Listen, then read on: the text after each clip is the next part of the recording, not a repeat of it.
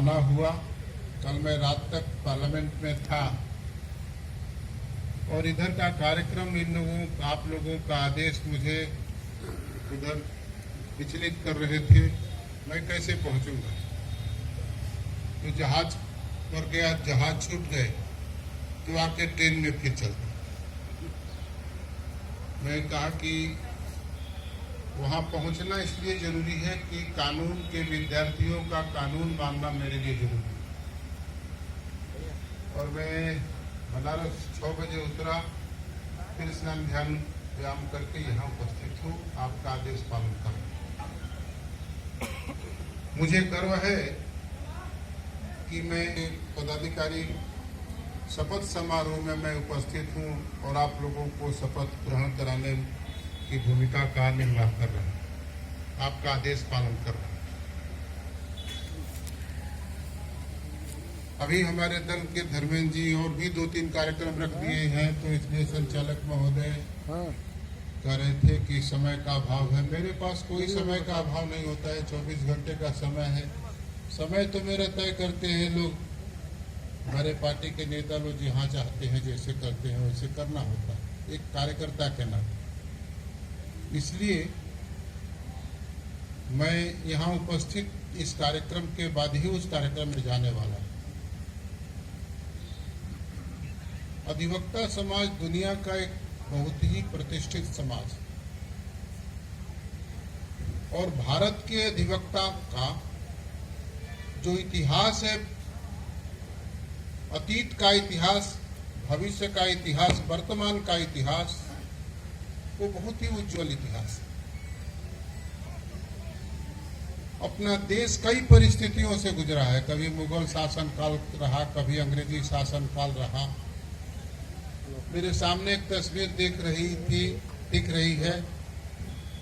मुगल शासन काल के पहले ऐसे बहुत सारे लोगों का शासन काल भी था। कल एक जगह ये इसकी चर्चा करने वाले लोग जुटे थे। लेकिन हर शासन काल में और हर समाज के कालखंड में अधिवक्ताओं की विशेष कई प्रकार की भूमिका में अधिवक्ता समाज की एक अलग तरह की भूमिका है। समाज के प्रति समर्पण, राष्ट्र के प्रति समर्पण, हमेशा अधिवक्ता समाज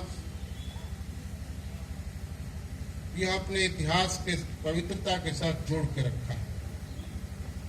मैं मुगल शासन काल की बात नहीं करूंगा, लेकिन अंग्रेजी शासन काल में अधिवक्ता समाज के जो अपने देश के अधिवक्ता रहे, चाहे बाल गंगाधर तिलक रहे, चाहे गोपाल कृष्ण गोखले रहे हों, चाहे बाबू मोहनदास गांधी रहे हों, चाहे वल्लभ भाई पटेल रहे हों, चाहे अंबेडकर रहे हों, चाहे जवाहरलाल नेहरू रहे हों, चाहे श्यामा प्रसाद मुखर्जी रहे हों, उन सारे लोगों ने अपनी अधिवक्ता की भूमिका का निर्वाह करते हुए जिस तरह देश समाज के लिए अपने जीवन को अर्पित किया है, वह सारे अधिवक्ता समाज ही नहीं, हमारे भारत के सभी नागरिकों के लिए ही भी अनुकरणीय।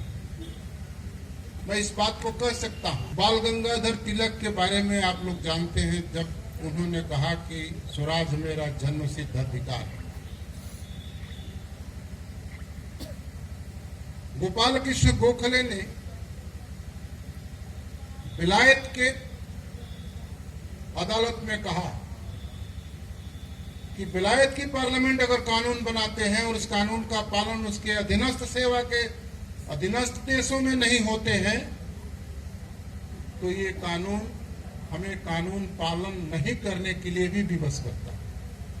कानून का विद्यार्थी जब कानून नहीं पालन करने के लिए अगर किसी अदालत में कहता है, तो आप समझ सकते हैं कि वो किस तरह देश और समाज के प्रति समर्पित है। आज भी हमारा देश दुनिया के चाहे दूसरे देश का हो, कोई भी हो, आप लोगों ने देखा होगा अमेरिका के संसद पर भी हिंसा हुआ। जो बहुत विकसित देश के श्रेणी में गिना जाता है, जहां देश के लिए कानून बनता है, जिस कानून को देश पालन करता है। और अमेरिका के बारे में हमारे गांव-गांव में दूसरे तरह की कहानी होती है। वहां के संसद में हिंसा एक ही बार नहीं हुई है, कई बार हुई। लेकिन आज भी भारत के संसद के बने हुए कानून के प्रति लोगों की इतना बड़ा समर्थन है, इतनी बड़ी मान्यता है कि आज भी कानून के शासन के प्रति समर्पित इस देश की करोड़ों करोड़ों जनता। और मैं कह सकता हूं कि अधिवक्ता समाज ही उस भरोसा को, उस कानून पर भरोसा को आज तक टिकाए हुए है। और कानून पर भरोसा हिंदुस्तान की करोड़ों जनता की टिकी हुई है। यह हमारे देश के समाज की बनावट का एक बहुत बड़ा कारण भी है। बापू मोहनदास करमचंद गांधी एक अधिवक्ता थे। अधिवक्ता रहते हुए उन्होंने इस बात को कहा था कि हम किस कानून का पालन करने के लिए अपने देश के नागरिकों की मदद करूंगा जो कानून हमें गुलाम बनाता है। एक अधिवक्ता समाज का यह भी संदेश है। और आज भी संसद में बने हुए कानून को अदालत अगर पालन करते हैं, प्रशासनिक स्तर पर, शासन के स्तर पर पालन होता है, तो भारत के लोकतंत्र की वो एक बहुत बड़ी महत्ता, उपलब्धि। भारतीय लोकतंत्र व्यवस्थापिका, कार्यपालिका, न्यायपालिका और सूचना के तंत्र के 4 स्तंभों पर खड़ा।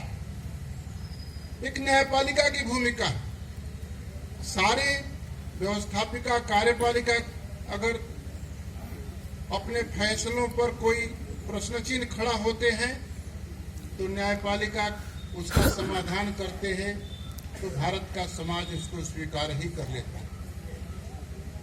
इसलिए न्यायपालिका की जो मर्यादा हमारे भारतीय लोकतंत्र में